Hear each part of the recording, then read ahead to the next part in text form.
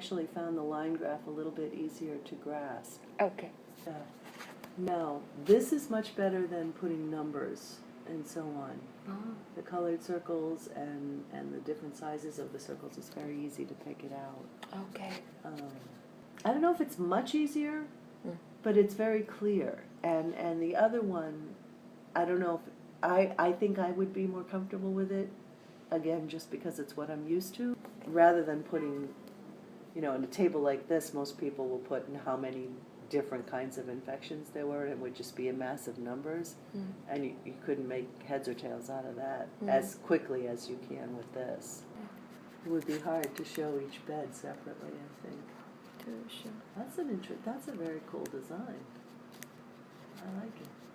I think it's important in terms of looking at, I think it's important for both in terms of looking at what we can do to limit them, and what is not shown on here is whether these were hospital-acquired infections or if they were admitting diagnosis. Oh, okay, I see. So it's important to show that one. Well, yeah, because if I was just a floor nurse taking care of the patient, I don't think I would care about either incidence or prevalence. I would just want to make sure that I was not spreading infection from one patient to the next and giving good care to the patient in the room. Right.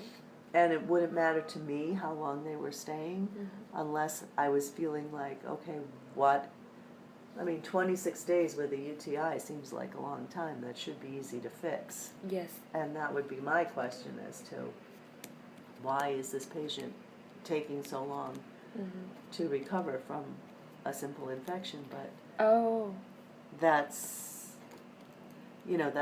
where I'd be thinking in terms of my practice, and in terms of what are we doing to treat this person. From a management point of view, whether you were interested in incidence or prevalence, there's a lot of information.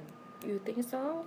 Really. Lots of information. Yeah, and you can look at this in so many different ways and pick out whatever information you're interested in. Throughout the year, UTIs are around pretty much most of the time.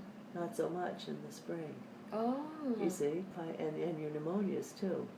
They'll peak in the fall and late spring, early summer. And, you can look at time, throughout the month, the week. This has a lot of information in a small space it's easy to understand it when, all you have to do is change the lens that you're looking for and looking through, and it's right there. Okay. That's what I like about this. Okay, thank you. Putting a lot of information in a small space so that you can use it in multiple different ways. Okay. This one you can get certain information from, you can get about the same information from this one. But this one here that's a very cool way of encoding several different kinds of information. So you can use the same diagram to answer any number of different questions. Which one do you Both of these are clear. This one here is more visually interesting, and it's easy to read.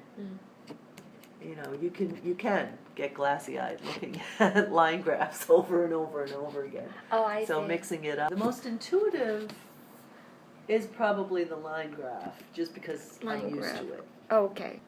I think the circle with different sizes and colors, and I don't know, I call it the spiderweb plot. I don't know what you call it. But those are both very easy to read once you've studied them and know how to look at them.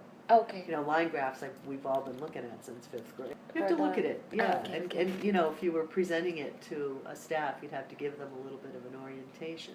Okay. But I think once they understood how it was set up, it's very easy to read. Do you think this visualizing motivate you to address the hospital-acquired infection? Yes, you can see it. It jumps right out at you. And you can say, look there's no need of this. The room plots, specifically, you can really find where the problem is. Then look at what you need to do to address